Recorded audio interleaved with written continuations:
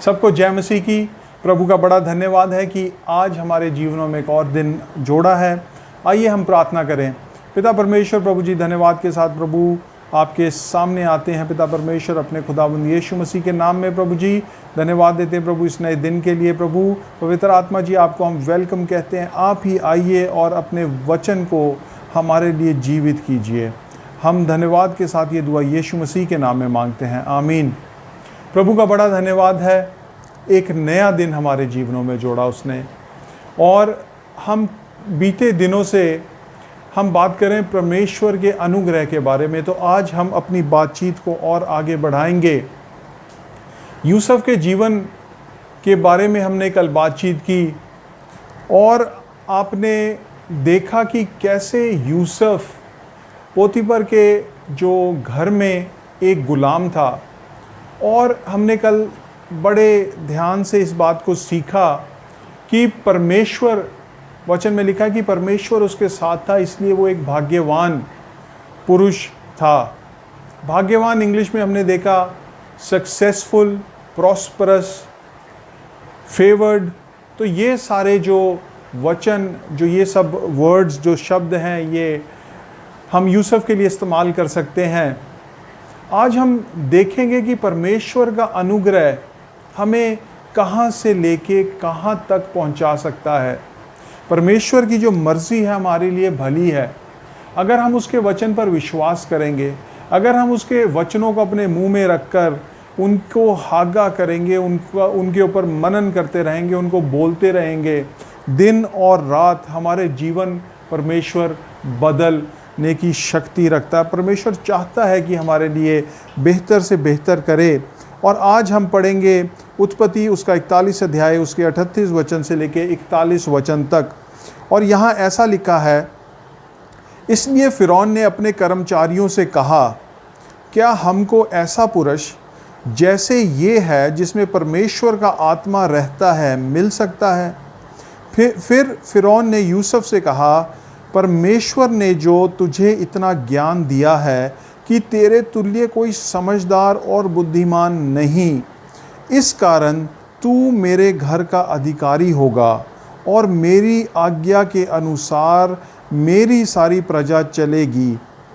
तेरी आज्ञा के अनुसार मेरी सारी प्रजा चलेगी।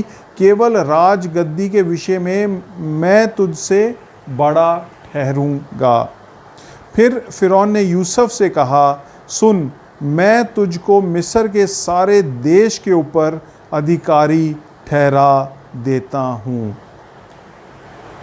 परमेश्वर ने हमारे लिए बड़ी सफाई से लिखा है कि मिस्र के सारे देश के ऊपर यूसुफ को प्रधानमंत्री बना दिया गया। कल जब हमने शुरुआत की थी तो हमने क्या देखा था कि यूसुफ एक गुलाम था। अपने मालिक, अपने मास्टर के घर में, जिसका नाम पोतीफर था, उसके घर में वो एक गुलाम था। बाइबल में बहुत अच्छे से लिखा है कि परमेश्वर उसके साथ था, इसलिए वो भाग्यवान था। परमेश्वर उसके साथ था, इसलिए वो एक सफल पुरुष था। परमेश्वर उसके साथ था, इसलिए वो एक सक्सेसफुल, एक प्रॉस्परस और एक वेल फेवर्ड आदमी था। फिर हमने पढ़ा कि जब उसके मालिक ने देखा कि परमेश्वर तो इसके साथ है, तो वो क्या करना लग पड़ा उससे, वो उस आदमी का अनुग्रह,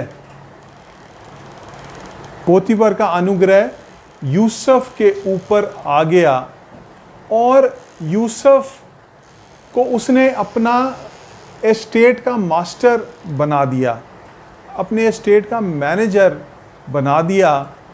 और बाइबल में ऐसा लिखा है कि अपनी रोटी को छोड़कर वो और कोई उसको चिंता नहीं थी कि उसके घर में क्या हो रहा है।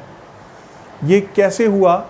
ये ऐसे हुआ कि परमेश्वर ने उसके दिल में, उस जो मालिक था उसके दिल में यूसुफ के लिए अनुग्रह डाला।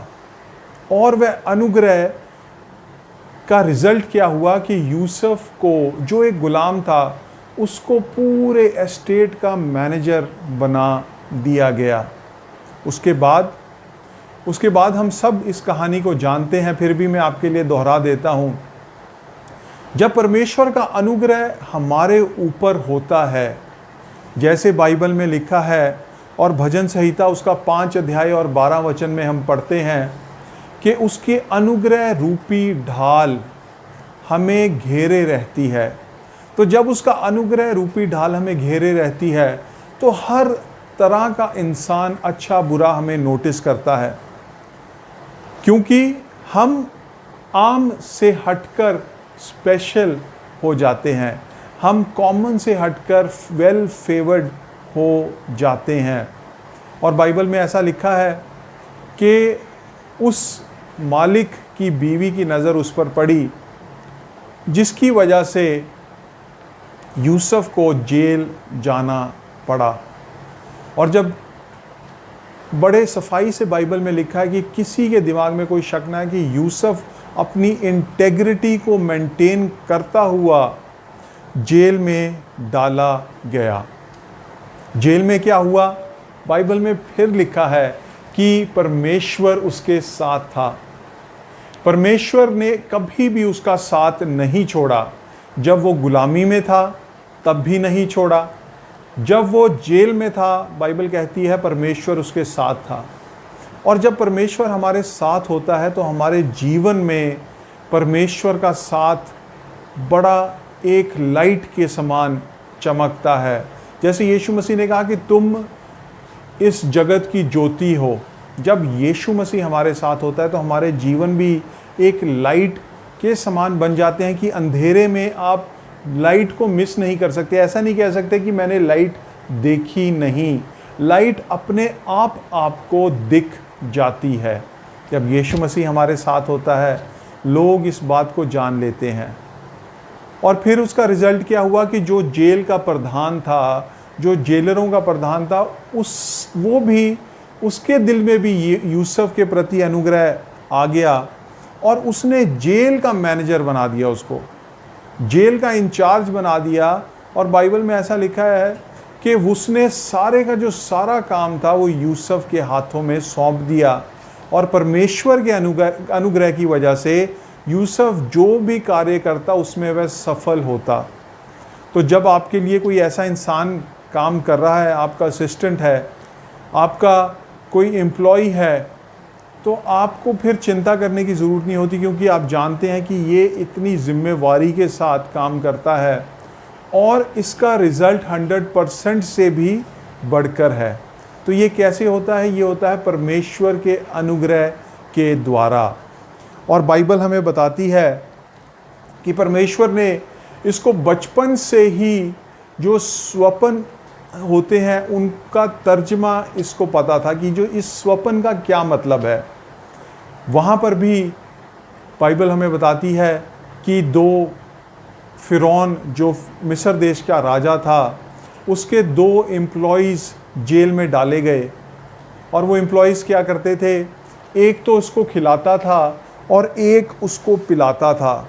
और इन दोनों ने सपने देखे, और ये जो सपने देखे इनको देखकर ये लोग, बाइबल में ऐसा लिखा है कि ये उदास हो गए, क्योंकि ये उसका मतलब नहीं जानते थे। और यूसुफ ने देखा कि आप लोग उदास क्यों हैं, और उन्होंने उसको अपने अपने सपने बताए। तो जो पिलाने वाला था उसको यूसुफ ने कहा कि तू 3 दिन में रीइंस्टेट हो जाएगा और तू वापस जाकर अपने काम को फिर से करेगा। और जो बेकर था, जो खिलाने वाला था, उसको यूसुफ ने कहा कि तेरा सर काट दिया जाएगा। और जब वो आदमी जेल से जा रहा था तो यूसुफ ने उसे कहा कि तुम मुझे भी याद रखना, मैंने कोई गलती नहीं की, मैं एक गुलाम बन के आया था और मैं अब जेल में डाला गया हूँ। जब तू फ़िरौन के पास जाए तो मुझे याद रखना। बाइबल में लिखा है कि 2 साल बीत गए। जैसे ही वो पिलाने वाला जेल से निकला, वो यूसुफ के बारे में बिल्कुल भूल गया। 2 साल तक यूसुफ जेल में रहा। लोग हमें छोड़ देते हैं, लोग हमें भूल जाते हैं, लोग हमें त्याग देते हैं, पर मैं फिर से याद दिलाना चाहता हूँ आपको, हमारा परमेश्वर कहता है मैं तुम्हें कभी ना छोड़ूंगा, कभी ना त्यागूंगा।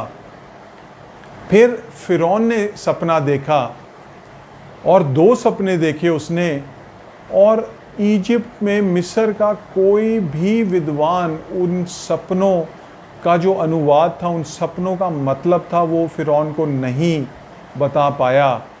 और इस पिलाने वाले को याद आया कि हाँ, जेल में एक इब्री मनुष्य था, एक इब्रानी मनुष्य था, जिसने मुझे मेरे स्वप्न का अनुवाद करके बताया था, उसका मतलब मुझे बताया था। और वो फिरौन को कहता है, और फिरौन ने यूसुफ के लिए एक कहला भेजा कि यूसुफ को मेरे सामने लाओ। और जब यूसुफ आया तो परमेश्वर को वो महिमा देता है। फिरौन के भवन में खड़ा होकर कहता है कि मैं इस स्वप्न को नहीं बता सकता, पर परमेश्वर तुझे बताएगा। और जब हम परमेश्वर के विश्वास योग्य बन जाते हैं, परमेश्वर के वचन में लिखा है कि वो अपनी महिमा किसी और को नहीं देता।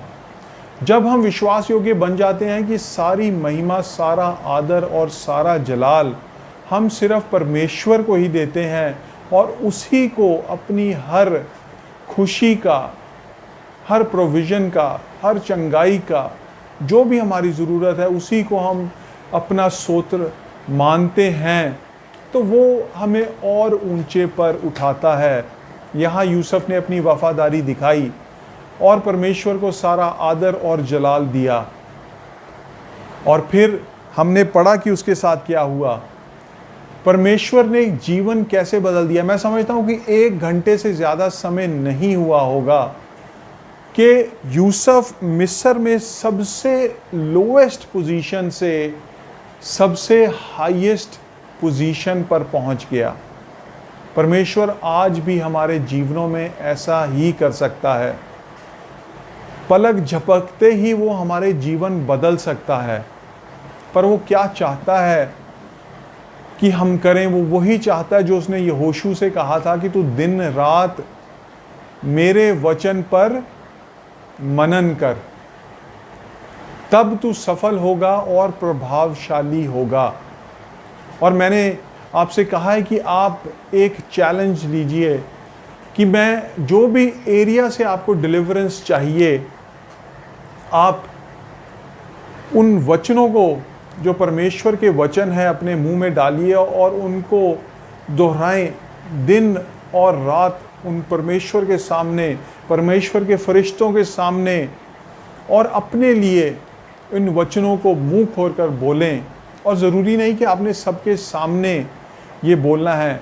उठते बैठते, चलते फिरते आपके मुंह से ये आवाज़ धीरे या ज़ोर से, जैसे आपको अच्छा लगता है, निकलती रहे। उसके वचन आपके मुंह से निकलते रहें।